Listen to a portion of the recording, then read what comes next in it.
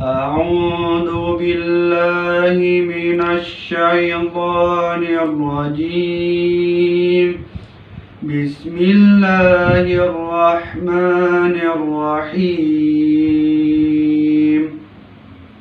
لقد كان لكم في رسول الله أسوة حسنة لمن كان يرجو الله واليوم الآخر وذكر الله كثيرا. Sadaqallahul Azim. Aku berlindung kepada Allah dari godaan setan yang terkutuk, dengan menyebut nama Allah yang Maha Pengasih lagi Maha Penyayang. Sesungguhnya telah ada pada diri Rasulullah itu suri teladan yang baik bagimu, yaitu bagi orang yang mengharap rahmat Allah dan kedatangan hari kiamat, dan dia banyak menyebut Allah. Maha benar Allah dengan segala firman-Nya. Selanjutnya ada kultum atau sedikit pesan yang akan dapat kita ambil dari hikmah yang disampaikan oleh Pak Isrom. Assalamualaikum warahmatullahi wabarakatuh. Bismillahirrahmanirrahim. Alhamdulillahilladzi arsala rasulahu bil huda wa dinil haqq lidhhirahu 'alad dini kullihi wa kafa billahi syahida. Asyhadu an la ilaha illallah wahdahu la syarikalah wa asyhadu anna Muhammadan abduhu wa rasuluhu la nabiyya ba'da amma ba'd. Rekan-rekan SKI yang dirahmati oleh Allah Subhanahu wa taala. Pertemuan kita dalam kesempatan yang kali ini adalah dalam rangka memperingati hari kelahiran Rasulullah Sallallahu Alaihi Wasallam, hari kelahiran Nabi terakhir Muhammad Sallallahu Alaihi Wasallam. Teman-teman SKI, kalau kita melihatnya dari sisi hukum, memang dalam peringatan ini tidak ada pengaturannya, bahkan tidak ada satupun dalil yang menguatkan. Akan tapi jika kita mulai ingin menggali nilai-nilai perjuangannya, maka salah satu pembicaranya yaitu pada saat kita sedang memperingati hari kelahiran beliau. Dan itu sangat penting karena tidak ada satu perjuangan yang sulit untuk digambarkan, bahkan terkesan berlebihan manakala kita bercerita tentang kepribadian Rasulullah di dalam rangka mendakwakan atau mengekspansikan ajaran Islam di seluruh bumi Allah ini. Jadi memang sungguh sangat luar biasa. Dan keluar biasaan itu tidak akan pernah kita dengar, kita tidak akan pernah mengerti manakala kita justru yang malas membaca tidak membaca.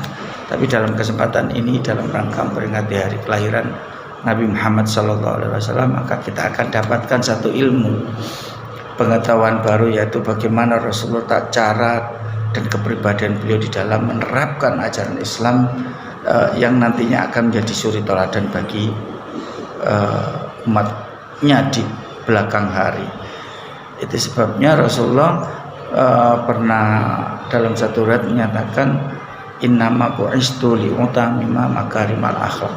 Jadi aku diutus oleh Allah ke bumi ini di dalam rangka untuk memperbaiki akhlak manusia.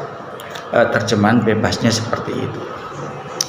Teman-teman SKI yang berbahagia, sungguh memang perjuangan Rasulullah itu sulit bandingannya kalau kita ukur dengan manusia seperti kita ini.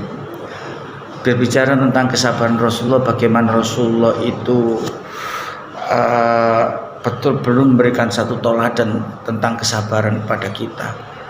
sehingga kadang-kadang kita mencapainya, bahkan kita melangkahkannya begitu sulit untuk meniru Nabi. Kita tahu, sama-sama tahu bahwa para penceramah banyak yang mengatakan bagaimana Rasulullah harus menyuapi seorang perempuan Yahudi yang buta, yang bencinya terhadap Rasulullah bukan main. Bahkan dia menghardik Rasulullah, memfitnah Rasul. Tapi ketika itu juga Rasulullah sedang memberikan makanan, menyuapi makanan ke mulutnya si Yahudi ini. Sehingga pada suatu ketika Rasulullah meninggal, Abu Bakar menggantikan peran Rasulullah itu. Tetapi dia tetap saja mencaci maki, menghardik dan menghasut serta memfitnah Nabi, sehingga tangan Abu Bakar yang termasuk sahabat yang sabar itu pun dengan tidak terasa tangannya begitu kerasnya memasukkan ke mulut sang pengemis buta itu, sehingga sang pengemis merasakan, ini bukan yang biasanya menyuapi aku. Kemudian Abu Bakar menyatakan, yang menyuapi kamu sekarang sudah meninggal dunia. Baru dia tahu bahwasanya selama ini orang yang telah difitnahnya, orang yang dihardiknya, orang yang dicaci maki itu adalah orang yang senantiasa berbuat baik terhadap dirinya. Begitu sabarnya, dan itu tidak bisa diukur oleh kita umatnya. Kita bahkan menirunya setengah daripada kesabaran Nabi itu sulit sekali. Belum lagi kalau kita mendapatkan cerita atau kita sedang diinformasikan tentang bagaimana Rasulullah keluar dari negeri Taif dengan lemparan batu yang cukup kuat sampai Nabi tersungkur dari ontanya. Namun ketika malaikat datang pada beliau, Muhammad, apa perlu gunung ini akan saya hancurkan dengan melemparkan gunung ini ke umat Taif? Nabi mengatakan jangan. Dia berbuat begitu karena tidak tahu. Sungguh kesabaran ini tidak pernah dan sulit untuk ditiru. Namun Rasulullah SAW tidak hanya cerita lembutnya manakala beliau berhadapan dengan orang-orang kafir, orang-orang yang benar-benar memusuhi Islam, maka Rasulullah pun tidak berbuat selemah lembut yang seperti yang dihadapi selama ini. Jadi Muhammadur Rasulullah walladzina amanu ma'ahu asyidda'u 'alal kufar. Rasulullah Muhammad sallallahu alaihi wasallam dan orang-orang yang beriman itu mau bersikap tegas, keras terhadap orang-orang kafir, orang-orang yang jelas memusuhi Islam. Artinya Nabi bukan orang penakut. Figur Nabi bukan figur orang yang lari dari kenyataan. Tapi manakala kenyataan itu harus dihadapi, maka Rasulullah bersikap tegas, terutama menghadapi orang-orang kafir dan orang-orang munafik. Sehingga kepribadian yang semacam ini akan kita dapat manakala kita mendengarkan pengajian-pengajian atau tausiah-tausiah lewat Maulid Nabi. Itulah sebabnya Maulid Nabi tetap berkembang di negeri yang kita cintainya, agar kita mengetahui bagaimana seperti apa kepribadian Rasul di dalam rangka menyampaikan ajaran Islam. Bagaimana Rasulullah memberikan ketegasan kepada orang-orang kafir, sehingga orang kafir sendiri ketika tahun 1977 seorang sosiolog bernama Profesor Dr. Michael Hyatt pun terkagum-kagum ketika beliau membaca sejarah kepribadian, sejarah perjuangan Rasulullah dalam mengembangkan ajaran Islam ini. Begitu kagumnya sampai beliaunya itu mengarang sebuah buku yang bukunya masuk diselesaikan cetakannya tahun 1978 dan masuk ke Indonesia sekitar tahun 1980. Nah, salah satu alasan beliau ketika beliau menyatakan bahasanya Muhammad ini adalah orang yang paling baik, sehingga di dalam bukunya yang berjudul 100 Tokoh Dunia beliau menempatkan Rasulullah Muhammad pada tempat yang paling utama dan pertama. Nah, atas karangan beliau, atas tulisan beliau ini, karena Profesor Dr. Michael Hyatt itu adalah seorang anggota senat gereja di New York, maka dia diprotes oleh umat gereja pada saat itu. Pertanyaannya, kenapa Profesor Dr. Michael Hyatt menempatkan Muhammad di tempat yang pertama dan utama dalam bukunya? Menurut dia beralasan, "My cause of Muhammad to lead the lives of the world's most influential person." but he the only man in history who is very successful on both the religious and secular life. Jatuhnya pilihanku pada Muhammad untuk menempati tempat teratas dalam jajaran tokoh-tokoh dunia. Beliau menyatakan dia adalah satu-satunya manusia yang tertulis di dalam sejarah yang berhasil di dalam kepemimpinan keduniaan dan dalam kepemimpinan keakhiratan. Itulah Muhammad Rasulullah. Orang kafir pun terkagum-kagum. Terlebih-lebih kita sebagai umatnya, yaitu umat Islam. Maka tidak ada salahnya kita senantiasa mengenang perjuangan Rasulullah dan nilai-nilai perjuangannya di dalam mengekspansikan ajaran Islam ini dengan kita memperingati hari kelahirannya yang di Indonesia sering disebut dengan Maulid Nabi. Itulah teman-teman sementara apa yang bisa saya sampaikan selaku pembina SKI. Jadi memang perlu kita mengadakan dan memperingatinya hanya di dalam rangka mengenang kembali perjuangan itu, sehingga perjuangan itu akan menjadi sebuah ruh perjuangan bagi kita di dalam mengekspansikan ajaran Islam di atas bumi Allah yang kita cintai.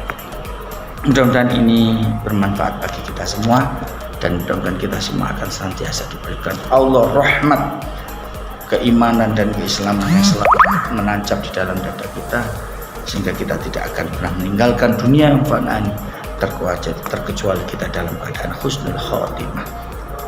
Meninggalkan dunia dalam keadaan baik artinya kita tidak tinggalkan nilai-nilai Islam, nilai-nilai perjuangan Islam di dalam sisi-sisi kehidupan kita. Mudah-mudahan kita semua diberi kesehatan di era pandemi yang seperti ini, dan mudah-mudahan kesehatan itu senantiasa mengikuti kehidupan kita sehingga kita tetap dapat bisa bertemu, berkomunikasi, bersilaturahmi di dalam anggota seksi kerohanian Islam SMA Negeri 21 Surabaya. Demikian yang bisa kami sampaikan, mudah-mudahan ini bermanfaat. Mohon maaf apabila ada kesalahan. Billahi taufik wal hidayah. Wassalamualaikum warahmatullahi wabarakatuh. Semoga dari sana kita dapat mengambil hikmah perjuangan Nabi Muhammad SAW dengan baik ya teman-teman, dan bisa kita terapkan dalam kehidupan sehari-hari. Selanjutnya kita simak pendapat teman-teman tentang Maulid Nabi.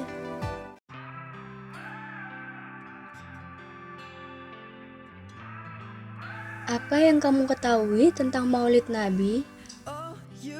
Maulid Nabi adalah peringatan hari kelahiran Nabi Muhammad SAW yang tepatnya pada tanggal 12 Rabiul Awal tahun Gajah atau 570 Masehi. Yang saya ketahui tentang Maulid Nabi ialah Maulid Nabi merupakan hari peringatan lahirnya Nabi Muhammad. Maulid Nabi itu di hari kelahirannya Nabi Muhammad SAW tanggal 12 Rabiul Awal. Di Indonesia mulai ada saat Wali Songo mulai memperkenalkan agama Islam di Nusantara.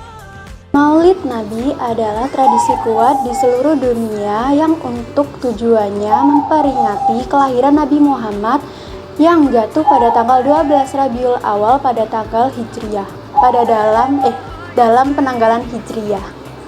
Apa perubahan yang terjadi pada masyarakat setelah Rasul diangkat menjadi Nabi?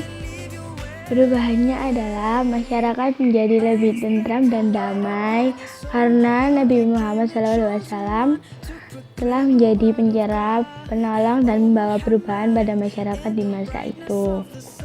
Mereka yang awalnya menyembah berhala, kejahatan di mana-mana, kemaksiatan yang merajalela, berhasil menjadi masyarakat yang mulia dengan menganut ajaran Allah Subhanahu wa Ta'ala. Perubahan yang terjadi setelah Rasul diangkat menjadi Nabi, banyak yang tidak terima dengan ajaran yang diajarkan oleh Rasul. Perubahan yang terjadi itu membawa bangsa Arab keluar dari kebodohan dan kemusyrikan. Perubahannya yaitu masyarakat jahiliyah mulai menerima ajaran Islam, di mana wanita memiliki derajat yang tinggi dan setara dengan laki-laki. Dan di sana masyarakat jahiliyah mulai tidak membunuh bayi perempuan dengan tanpa alasan. Di sana masyarakat jahiliyah mulai berperilaku jujur dan menyampaikan amanah. Apa yang dapat kamu teladani dari Nabi Muhammad? Yang dapat saya teladani dari Nabi Muhammad SAW adalah sifat kejujurannya, kecerdasannya, kepemimpinannya, dan ketaatannya kepada Allah SWT, dan juga jiwa amanah. Salah satunya yang dapat kita teladani dari Nabi Muhammad ialah Nabi Muhammad orang yang jujur, sehingga ia mendapatkan gelar Al-Amin. Yang saya dapat pelajari dalam Nabi Muhammad adalah Nabi Muhammad bersifat as-siddiq, yaitu jujur. Juga Nabi Muhammad bersifat tabligh, amanah, dan fatonah. Semua sifatnya sih, kayak kesederhanaannya, keperjuangannya, keimanannya gitu dalam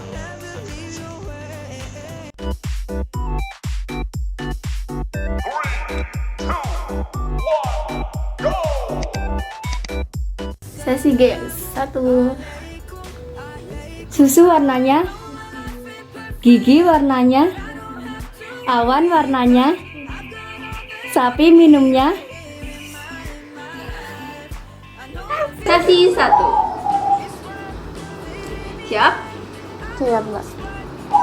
Susu warnanya, Putih, gigi warnanya, putih, awan warnanya, putih, sapi minumnya. air, Oke. Sesi 1.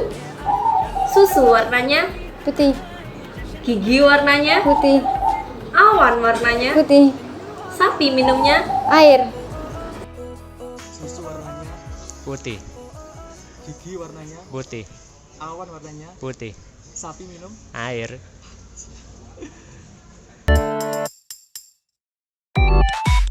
Sesi kedua apa? rumput warnanya, daun warnanya, lampu lalu lintas yang berarti jalan warnanya, Hijau. singa makannya, Daging. yang kedua rumput warnanya Hijau, daun warnanya hijau, lampu lalu lintas yang berarti jalan warnanya hijau, singa makannya rumput. Sesi 2. Rumput warnanya, hijau, daun warnanya, hijau, lampu lalu lintas yang berarti jalan warnanya, hijau, singa makannya. daging. Oke. Sesi 2, oke. iya, Mbak. Rumput warnanya, Hijau, daun warnanya, hijau, lampu lalu lintas yang berarti jalan warnanya, hijau, singa makannya. daging, Oh, mantap. Bukan rumput ya? bukan. Bukan. Sesi ketiga. Rambut warnanya, alis warnanya, aspal warnanya, kelelawar tidurnya kapan? Siang. Wes. game ketiga rambut warnanya Hitam, alis warnanya hitam, aspal warnanya hitam. kelelawar tidurnya kapan Pagi, Sesi 3. Siap. Rambut warnanya, Hitam, alis warnanya, hitam, aspal warnanya, hitam, kelelawar tidurnya kapan? pagi, siang, siang kak, Pagi atau siang? siang, Sesi 3. Rambut warnanya, Hitam, alis warnanya, hitam, aspal warnanya, hitam, kelelawar tidurnya kapan? siang hari. Siang hari, mantul. Nggak malam? Enggak. Nggak.